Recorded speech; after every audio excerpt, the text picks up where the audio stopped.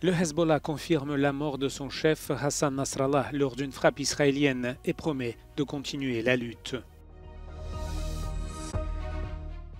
Nouvelles attaques russes dans l'est de l'Ukraine. Cette fois, c'est un centre médical à Soumy qui a été visé. Les frappes ont fait au moins 9 morts.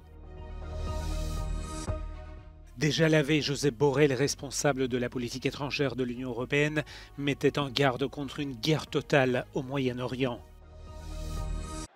Le Hezbollah libanais a confirmé samedi que son chef et l'un de ses fondateurs, Hassan Nasrallah, avaient été tués lors d'une frappe aérienne israélienne la veille. Tsahal a annoncé qu'il avait tué Nasrallah lors d'une frappe sur le quartier général du groupe militant islamiste au sud de Beyrouth vendredi.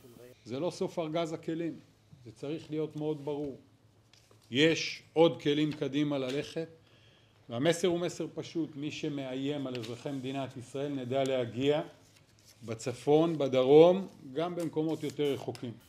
Plusieurs autres commandants du Hezbollah seraient également tués dans l'attaque et des civils figurent aussi parmi les victimes. Josep Borrell, responsable de la politique étrangère de l'Union européenne, a averti que le Moyen-Orient se dirigeait vers une guerre totale. S'adressant aux journalistes à New York après une session du Conseil de sécurité de l'ONU sur Gaza, Josep Borrell a regretté que rien ne semble en mesure d'arrêter le Premier ministre israélien Benjamin Netanyahou. Ces commentaires sont survenus le jour même où l'armée israélienne a annoncé avoir frappé le quartier général du Hezbollah dans la banlieue sud de Beyrouth. Ce n'est que ce samedi que Tsahal a confirmé avoir tué le chef du mouvement islamiste, Hassan Nasrallah. L'ambassade d'Iran à Beyrouth a condamné les frappes, déclarant qu'elles représentent une escalade sérieuse qui change les règles du jeu. Quelques heures plus tôt, Benjamin Netanyahou avait juré que la campagne israélienne contre le Hezbollah se poursuivrait, douchant ainsi les espoirs d'un cessez-le-feu soutenu par la communauté internationale. Israël et le Hezbollah s'échangent presque quotidiennement des tirs transfrontaliers depuis le début de la guerre à Gaza en octobre de l'année dernière. 2 bombardements russes consécutifs sur un centre médical de la ville ukrainienne de Soumy ont fait au moins 9 morts ce samedi.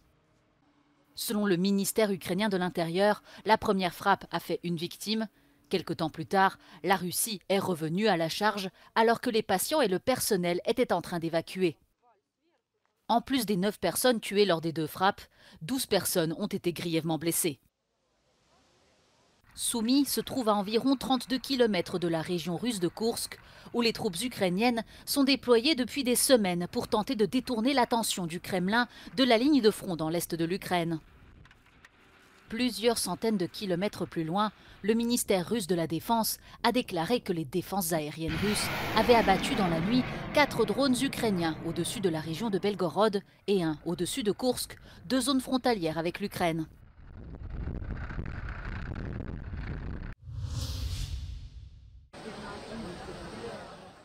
Sergio Mattarella achève ce samedi sa visite d'État de 3 jours en Allemagne.